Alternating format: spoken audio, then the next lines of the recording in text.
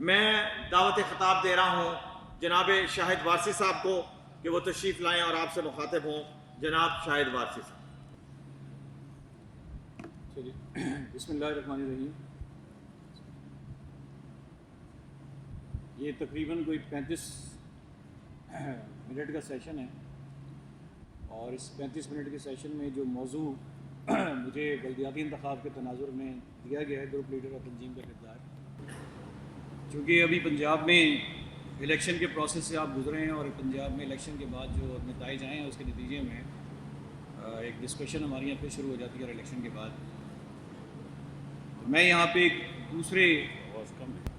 میں یہاں کچھ اعداد و شمار کی روشنی میں یعنی جو میں جس نتیجے پہ پہنچا ہوں وہ آپ کے سامنے رکھتا ہوں. آواز چل رہی ہے؟ لاہور جماعت کی جو ٹوٹل افرادی قوت ہے، آپ میں سے کوئی بتائیں گے وہ کتنی ہے؟ افرادی قوت سے مراد ہوتا ہے ارکان، امیدواران اور کارکنان سب ملا کے. لاہور جماعت کی افرادی قوت کتنی ہے؟ جی 10,000، 5,000 اور 15,000 اور نہیں، کل افرادی قوت کی بات ہو رہی ہے. وہ ایک بہت مشہور جرنیل تھا، اس کا نام تھا سانزو، کوئی 2,500 سال پہلے کی بات ہے. اس کی ایک بہت مشہور کتاب ہے، اس کا نام ہے دی آرٹ آف وار، جنگ کی جو آرٹ ہوتے ہیں. اس میں اس نے 3 باتیں کی ہیں. یہ جو میں نے سوال کیا تھا اس کو سے تعلق ہے. وہ کہتا ہے اگر تم اپنے بارے میں بھی نہیں، اپنے بارے میں جانتے ہو اور اپنے دشمن کے بارے میں بھی جانتے ہو، تو تمہیں 100 جنگوں کی بھی فکر کرنے کی ضرورت نہیں ہے. اگر تم اپنے آپ کو جانتے ہو اور اپنے دشمن کو بھی جانتے ہو تو تمہیں 100 جنگوں کی بھی فکر کرنے کی ضرورت نہیں ہے، جیت تمہاری ہوگی. اور اگر تم اپنے بارے میں تو جانتے ہو لیکن اپنے دشمن کے بارے میں نہیں جانتے تو ہر فتح کے بعد تمہیں شکست ہوگی. اور اگر تیسری چیز، اگر تم اپنے بارے میں بھی نہیں جانتے، کیوں نہیں آ رہی؟ جی آواز آ رہی ہے آپ لوگوں کو؟ آ رہی ہے. اور تیسری بات یہ تھی کہ اگر تم اپنے بارے میں بھی نہیں جانتے اور اپنے دشمن کے بارے میں بھی نہیں جانتے تو ہمیشہ مغلوب رہو گے، یعنی کبھی بھی فتح نہیں ہوگی. تو یہ جو جواب آپ نے ابھی دیا ہے یہ اس کے پہلے والی بات کو سچ ثابت کر رہا ہے، دوسرے کو یا تیسرے کو؟ جی پہلا، دوسرا یا تیسرا؟ تو شکست کی وجوہات تو پتہ چل گئی ہیں آپ کو. جماعت اسلامی لاہور کے اندر کوئی 1700 کے قریب ارکان ہیں، ایسا ہی ہے. 2200 کے قریب کارکنان ہیں، ایسا ہی ہے. اور 500 کے قریب امیدواران ہیں. تو کتنے ہوئے یہ؟ 10,000 یا 15,000؟ کتنے ہزار؟ کتنے ہوئے؟ 2200، 1700 اور 500 ملا کے کتنے ہوئے؟ چلیے یہ تعداد اب 5,000 سے کم ہے. یہ تو وہ معلومات ہے جو ہمیں اپنی افرادی قوت سے متعلق کہی گئی ہے، لیکن افرادی قوت کے علاوہ بھی بہت ساری معلومات ہے جو ہمیں اپنے بارے میں ہونا چاہیے.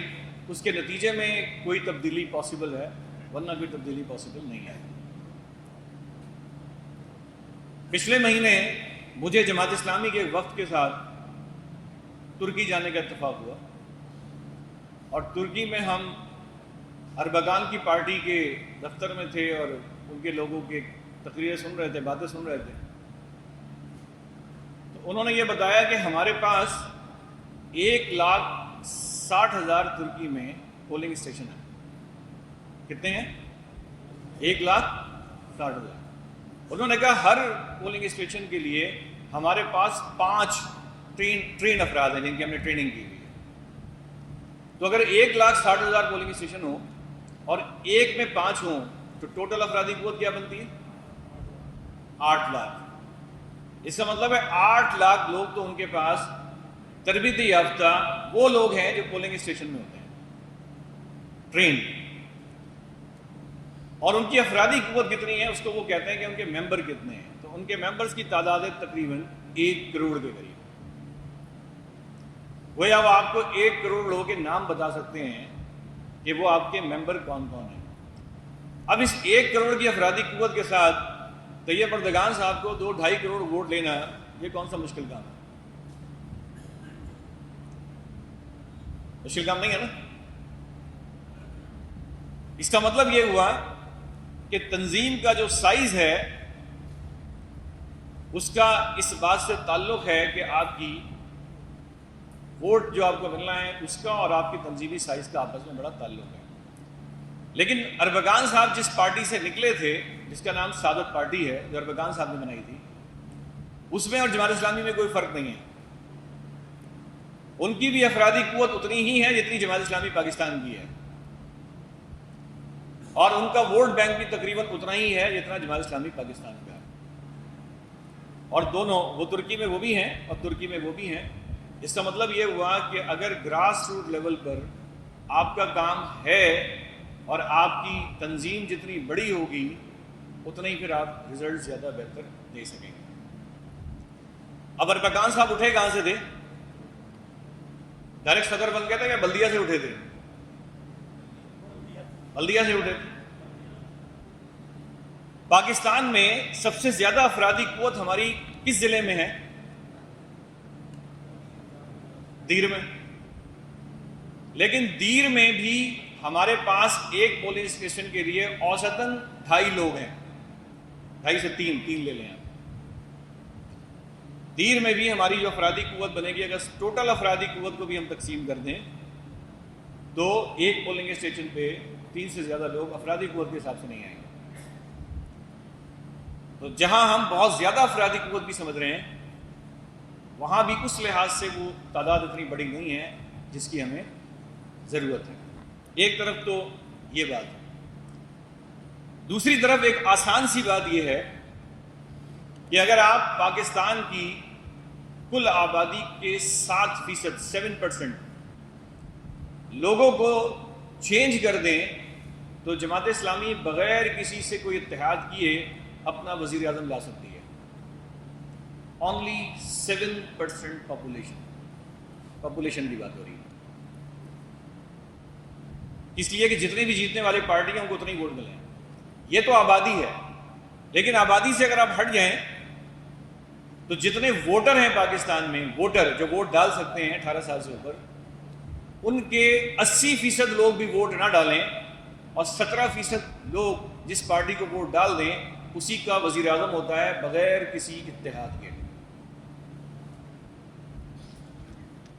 اس کا مطلب یہ ہوا ہدف تو اتنا زیادہ نہیں ہے لیکن اس ہدف کو حاصل کرنے کی جو حکمت عملی ہے اس میں مسئلہ ہے. اور اس میں ایک مسئلہ یہ ہے کہ گراس روٹ لیول پر آپ جب تک بلدیہ میں اپنی کوئی پہچان نہیں بنائیں گے اس وقت تک آپ نیشنل اور قومی اسمبلی کی سیٹوں کو تو بھول جائیں. تو ہمیں گراس روٹ لیول پر اپنے کام کو چیک کرنے کی ضرورت ہے کہ وہاں کتنے ہیں. اب یہ تو 4000 کل افرادی قوت ہے. اس میں سے نہیں معلوم فعال کتنی ہے اور غیر فعال کتنی ہے. اس کا مطلب یہ ہوا کہ یہ جو ہماری کل افرادی قوت ہے اس افرادی قوت کو ایک کلیئر ڈائریکشن دینے کی ضرورت ہے. اگر ہم وہ ڈائریکشن ٹھیک سے دے دیں تو اس کے نتیجے میں یہ مین پاور کم نہیں ہے. اس کے ذریعے اس کو خاصا ملٹیپلائی کیا جا سکتا ہے. میں اس کی ایک مثال آپ کو دیتا ہوں. ہندوستان کی سب سے بڑی پارٹی کون سی ہے؟ بی جے پی. دوسرے نمبر پہ کون سی ہے؟ کانگریس. بی جے پی اور کانگریس کی موجودگی میں دہلی میں ایک پارٹی مور دین 90% سیٹ لے گئی. 90% سے زیادہ. وہ کون سی پارٹی ہے؟ عام آدمی پارٹی. کیسے لے گئی؟ کیا اسٹریٹجی تھی؟ اس کے پاس تو اتنی بڑی تنظیم نہیں تھی. عام آدمی پارٹی کا نظام یہ تھا کہ وہ کہتے تھے کہ آپ پورے ملک کو چھوڑیں, اس شہر کو بھی چھوڑیں, آپ جس جگہ رہتے ہیں وہاں کے مسئلے پہ کارنر میٹنگ کریں. آپ کو پورے نہ صوبے کی بات کرنے کی ضرورت ہے نہ ملک کی بات کرنے کی ضرورت ہے. دوسری ان کی اسٹریٹجی یہ تھی کہ ان کے پاس 30,000 والنٹیئر نوجوان اس موقع پہ جمع ہو گئے تھے، اور انہوں نے ان کے ذمہ لگایا تھا کہ جہاں آپ رہتے ہیں آپ کے گھر سے جو 25 گھر ہیں ان 25 گھروں کی ڈیٹیل ہمیں بھیجیں، اور آپ نے روزانہ ان کا وزٹ کرنا ہے اور کنونس کرنا ہے کہ وہ ہمیں ووٹ دیں، اور ڈیلی بیسس پہ اس کی مانیٹرنگ ہوگی کہ آپ کتنے گھروں میں گئے اور اس کے نتائج کیا نکلے۔ لوگوں نے بعد میں جب ریسرچ کی تو کہا یہ وہ کام تھا جس نے عام آدمی پارٹی کو 90% سے زیادہ ووٹ دلوا دیا۔ اس کا مطلب ان کا رابطہ تھا۔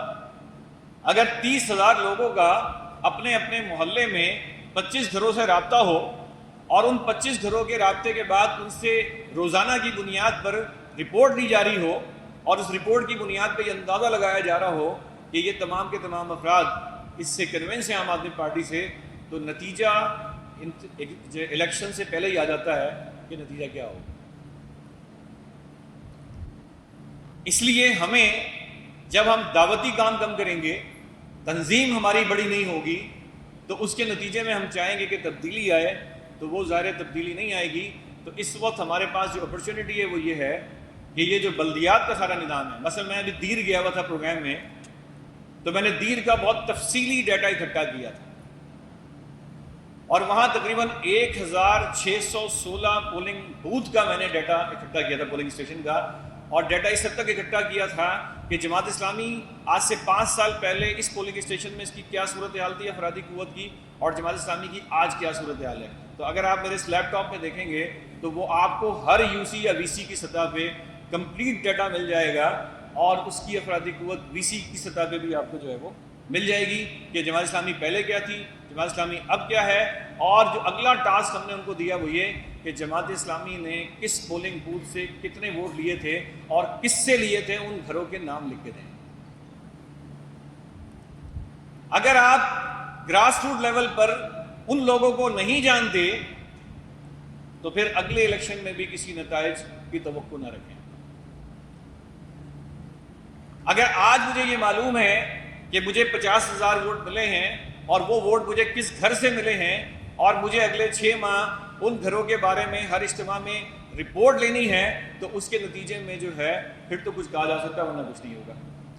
ہم مردان میں تھے تو پتہ لگا ایک یو سی سے جو الیکشن جیتے وہاں پہ جماعت کے ٹوٹل ارکان 2 تھے، اور جہاں سے ہارے وہاں پہ ارکان کی تعداد 10 تھی، تو 10 والے سے ہار گئے اور 2 والے سے جیت گئے۔ 2 والے سے جو جیتے وہاں پہ اس جس کو آپ گروپ لیڈر کہہ رہے ہیں اس میں ایک کینڈیڈیٹ کا ایک بڑا میجر رول تھا۔ کینڈیڈیٹ بہت متحرک تھا، اسے پتا تھا کہ مجھے 1100 ووٹ چاہیے، 1100 ووٹ کے اوپر فیصلہ ہو جائے گا، اور اس نے 1100 ووٹ کو اپنی ٹیم کے ساتھ، جماعت کی ٹیم کے ساتھ مل کے یقینی بنایا، اور وہ 2 ارکان کی مدد سے اس سیٹ کو جیت گئے۔ دوسری طرف ہم 10 ارکان کے ساتھ اتنے ہی ووٹ جب لینے تھے 200-300 زیادہ کر کے، تو وہاں پر ہم ہار گئے۔ تو ایک تو ٹیم کا متحرک ہونا ضروری ہے، دوسرا اس کا تعداد میں زیادہ ہونا ضروری ہے، اور زیادہ ہونے کے لیے الیکشن سے پہلے جو آپ تنظیمی دعوتی کام کر رہے ہوتے ہیں وہ کرنا بہت ضروری ہے۔ تیسرا جو حکمت عملی کے اندر بڑی اہم چیز ہے وہ یہ، جس کے نتائج ہم نے دیر میں دیکھے۔ دیر میں جتنے بھی الیکشن پاکستان میں ہوئے تھے کبھی بھی 30% سے زیادہ ووٹ نہیں ڈلے۔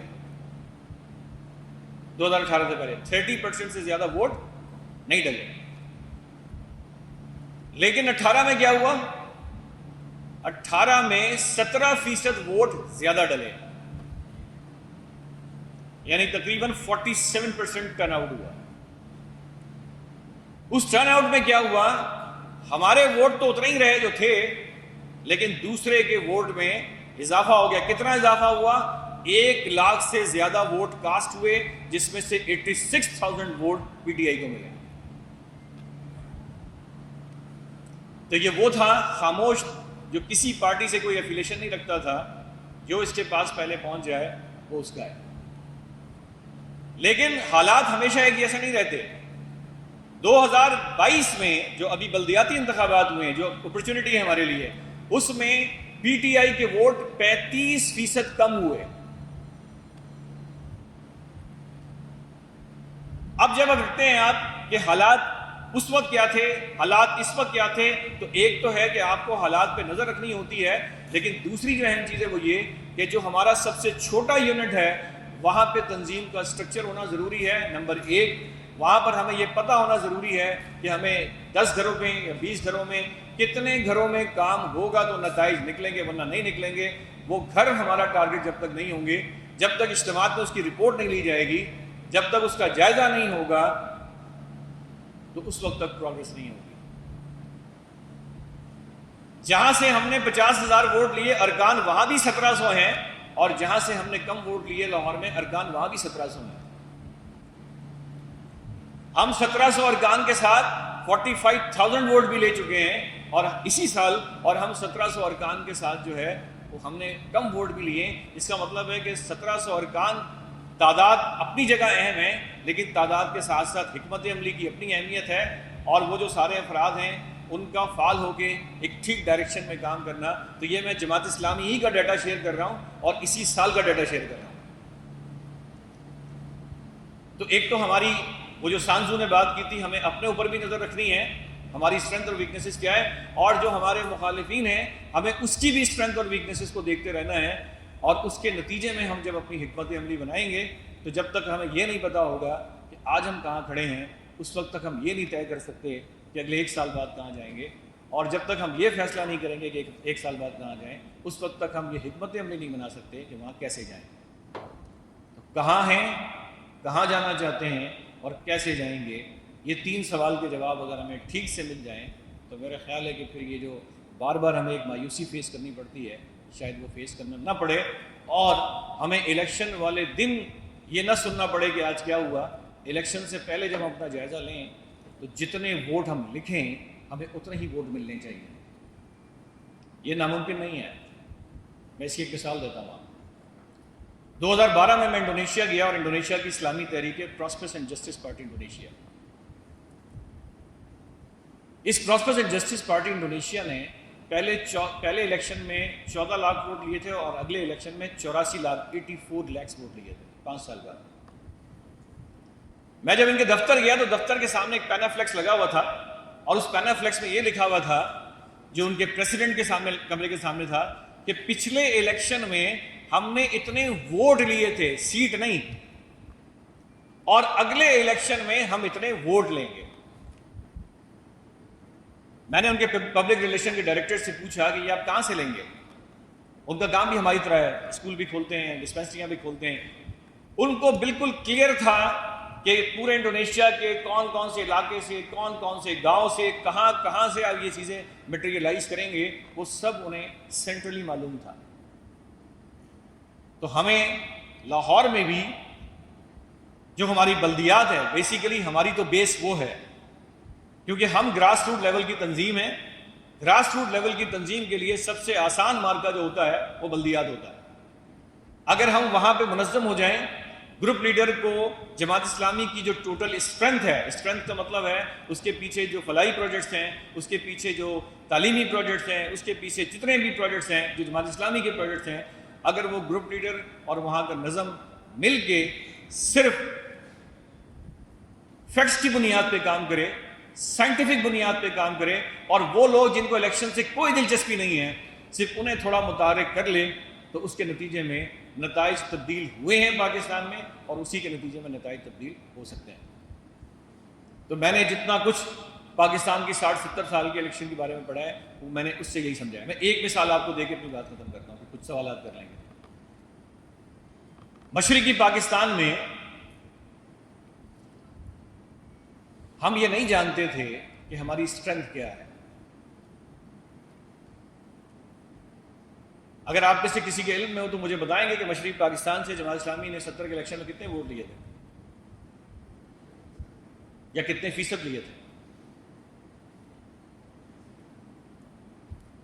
کوئی اندازہ ہے؟ یہ تو کل تھے 6%. مشرقی پاکستان میں اگر میں کہوں کہ مسلمان بنگالیوں نے جماعت اسلامی کو کتنے ووٹ دیے تھے تو 13%. اور مشرقی پاکستان میں بنگالیوں نے عوامی لیگ کو کتنے ووٹ دیے تھے تو 17%. جماعت اسلامی اور عوامی لیگ کے مسلمان ووٹروں کا فرق صرف 4% ہے. کہاں ایک سیٹ اور کہاں پورا بنگلہ دیش. اویئرنیس ہونے کی وجہ سے ساری گیم چینج کس نے کی ہے؟ وہ چینج کیا ہندوؤں نے، لڑ کے نہیں، الیکشن کے ذریعے. وہ کیسے؟ بنگلہ دیش میں ہندوؤں کی ووٹر کی تعداد ہے 20%، اس وقت 70 میں 20%. 20% کے 20% نے ووٹ ڈالے. مسلمانوں میں سے 50% نے ووٹ ہی نہیں ڈالے. جن 30% مسلمانوں نے ووٹ ڈالے ان 30 میں سے 13% ملے جماعت اسلامی کو اور 17% ملے عوامی لیگ کو. تو عوامی لیگ کا مسلمان ووٹر تھا 17% اور ہندو ووٹر تھا 20%. اور عوامی لیگ نے اپنا نام جو عوامی مسلم لیگ تھا اس کو چینج کر کے کر دیا عوامی لیگ. اگر یہ ہندو ووٹ کاسٹ نہ ہوتے تو بنگلہ دیش الیکشن کے ذریعے بھی ایک میجورٹی عوامی لیگ پارٹی نے بن دی. تو جماعت اسلامی ایک بہت اسٹرانگ پارٹی تھی ارکان کی تعداد کم ہونے کے باوجود، اس لیے کہ بڑے ڈیووٹڈ لوگ تھے، یکسو تھے، ڈائریکشن ٹھیک تھی، اور انہوں نے پوری جو لوگ ہیں اس کو پورا موبلائز کیا تھا، اور اس موبلائز کے نتیجے میں اتنا حیران کن رزلٹ دیا تھا. یہ جو میں تبصرہ کر رہا ہوں یہ جرنیلوں کی آبیتی کتاب میں سہیل وڑائچ راؤ فرمان علی کا انٹرویو کرتے ہوئے یہ سوال کرتے ہیں، اور راؤ فرمان علی جو اس وقت ڈیفنس سیکرٹری تھے وہ یہ سارا تجزیہ پیش کرتے ہیں کہ جماعت اسلامی کتنی بڑی قوت تھی.